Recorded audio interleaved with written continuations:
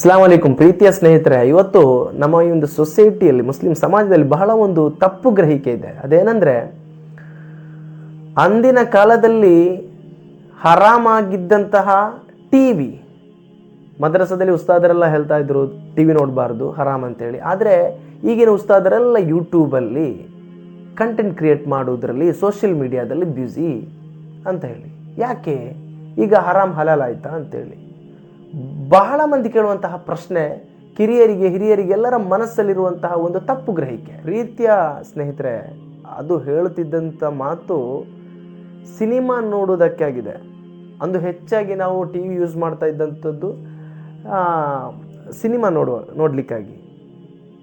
ಈಗ ಡೆವಲಪ್ ಆಗಿದೆ, ಮನುಷ್ಯನ ಜೀವನ ಬದಲಾವಣೆಯಾಗಿದೆ, ಅಪ್ಡೇಟ್ ಆಗಿದೆ, ನಮ್ಮ ದಾವತ್ತಿನ ರೀತಿಗಳು ಬದಲಾಗಬೇಕಾಗಿದೆ, ಪ್ರತಿಯೊಂದು ಕೂಡ ಬದಲಾಗಬೇಕಾಗಿದೆ.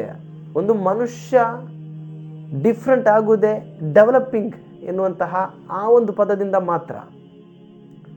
ಅರಿವು ಅಥವಾ ಬುದ್ಧಿ ಅನ್ನೋದು ಪ್ರಾಣಿಗಳಿಗೂ ಇದೆ, ಆದರೆ ಮನುಷ್ಯ ಕಾಲಕ್ಕೆ ತಕ್ಕ ಬದಲಾಗ್ತಾ ಇರ್ತಾನೆ. ಇದೇ difference between human being and animals. ಒಂದು ಉಸ್ತಾದ್ ನನ್ನಲ್ಲಿ ಹೇಳಿದಂತಹ ಮಾತು ಬಹಳ ಬೇಜಾರಾಯಿತು. ಅಂದರೆ ಆ ಉಸ್ತಾದ್ ಒಬ್ಬ ಕಂಟೆಂಟ್ ಕ್ರಿಯೇಟರ್, ಯೂಟ್ಯೂಬ್ ಕ್ರಿಯೇಟ್ ಮಾಡುವಂಥ ಒಬ್ಬ ವ್ಯಕ್ತಿ.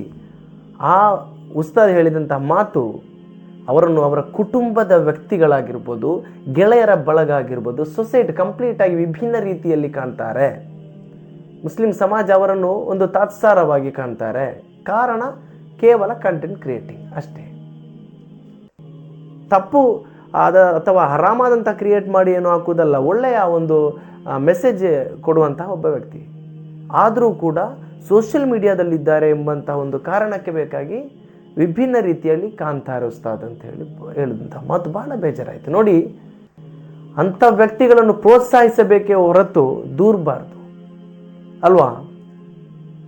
ಒಮ್ಮೆ ಚಿಂತಿಸಿ ನೋಡಿದರೆ ಸಾಕು.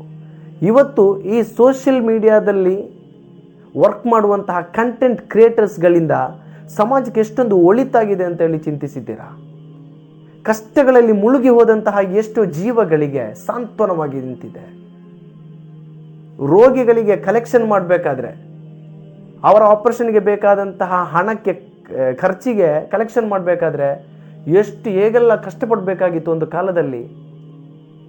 ಆದರೆ ಈ ಕಾಲದಲ್ಲಿ ಕೇವಲ ಒಂದು ವ್ಯಕ್ತಿ, ಒಂದು ಕಂಟೆಂಟ್ ಕ್ರಿಯೇಟರ್ ಒಂದು ವಿಡಿಯೋ ಮಾಡಿ ಹಾಕಿದೆ ಸಾಕು, ಸೋಷಿಯಲ್ ಮೀಡಿಯಾದಲ್ಲಿ ಕ್ಷಣ ಮಾತ್ರದಲ್ಲಿ ಆ ಅಕೌಂಟಿಗೆ ಹಣ ಬಂದು ಬೀಳುತ್ತೆ. ಈ ಒಂದು ವಿಷಯ ಒಂದು ಮಾತ್ರವಲ್ಲ, ಅದೇ ರೀತಿ ಜನರಿಗೆ ತಲುಪಿಸಬೇಕಾದಂತಹ ಒಂದು ಇಂಪಾರ್ಟೆಂಟ್ ಮೆಸೇಜನ್ನು ಬಹಳ ಬೇಗವಾಗಿ ಇವತ್ತು ಸೋಷಿಯಲ್ ಮೀಡಿಯಾದ ಮೂಲಕ ತಲುಪಿಸಬಹುದು. ಇದೊಂದು ಒಳ್ಳೆಯ ಕಾರ್ಯ. ಒಂದು ಪ್ರಭಾಷಣ ನಡೆಸುವಂತಹ ಒಂದು ವೇದಿಕೆ ಇವತ್ತು ನಮಗೆ ಸೃಷ್ಟಿ ಮಾಡಬೇಕಂದ್ರೆ ಎಷ್ಟೊಂದು ಖರ್ಚಿದೆ. ವೇದಿಕೆಯ ಖರ್ಚು, ಮೈಕ್ ಖರ್ಚು, ಅದೇ ರೀತಿ ಆಹಾರ, ಹೀಗೆ ತುಂಬ ರೀತಿಯಲ್ಲಿ ಖರ್ಚಿದೆ. ಆದರೆ ಒಂದು ಕಂಟೆಂಟ್ ಮೂಲಕ, ಒಂದು ಒಳ್ಳೆಯ ವಿಡಿಯೋ ಮೂಲಕ ಎಷ್ಟು ಜನರಿಗೆ ನಸೀಹತ್ ಸಿಗುತ್ತೆ, ಯಾವುದೇ ಖರ್ಚಿಲ್ಲದೆ ನೋಡಿ ಅಲ್ವಾ?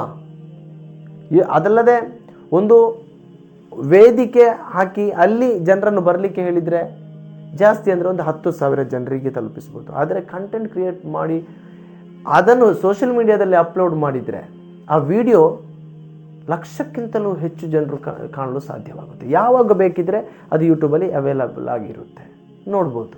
ಒಂದು ಮಸೀದಿಯ 4 ಗೋಡೆಗಳ ಮಧ್ಯೆ ಕುಳಿತುಕೊಂಡು ತುಂಬ ಅಸೂಯೆಗಾರರು ಹೊರಪಡಿಸುವಂತಹ ಸ್ವಲ್ಪ ಫತ್ವಾಗಳು ಇವತ್ತು ಬಹಳ ಕಂಟೆಂಟ್ ಕ್ರಿಯೇಟರಿಗೆ ಅದೊಂದು ಸಮಸ್ಯೆಯಾಗಿ ಮಾರ್ತಾ ಇದೆ. ಅದು ಅಸೂಯೆಯ ಒಂದು ಭಾಗ ಅಂತಲೇ ಹೇಳ್ಬೋದು. ಏನೇ ಆಗಲಿ, ಇಂಥ ಹಲವಾರು ಕಂಟೆಂಟ್ ಕ್ರಿಯೇಟರ್ಸ್ಗಳು ಇನ್ನೂ ಈ ಒಂದು ಸಮಾಜದಲ್ಲಿ ಬರಬೇಕು. ವೇದಿಕೆ ಸಿಗದೆ ಮೂಲೆ ಗುಂಪಾದಂತಹ ಎಷ್ಟೋ ಒಂದು ಟ್ಯಾಲೆಂಟ್ ಇರುವಂತಹ ವ್ಯಕ್ತಿಗಳಿಗೆ ಸೋಷಿಯಲ್ ಮೀಡಿಯಾ ಇವತ್ತೊಂದು ಅಭಯ ಕೇಂದ್ರವಾಗಿದೆ. ಅಲ್ಲಾಹನೆಲ್ಲದಕ್ಕೂ ತೌಫೀಕ್ ನೀಡಲಿ. ಸರಿಯಾದಂತಹ ಒಂದು ದೀನನ್ನು ಕಲಿಯಲು ಅಲ್ಲಾಹ ನಮಗೆ ತೌಫೀಕ್ ನೀಡಲಿ. ಅಸ್ಸಲಾಮು ಅಲೈಕುಂ.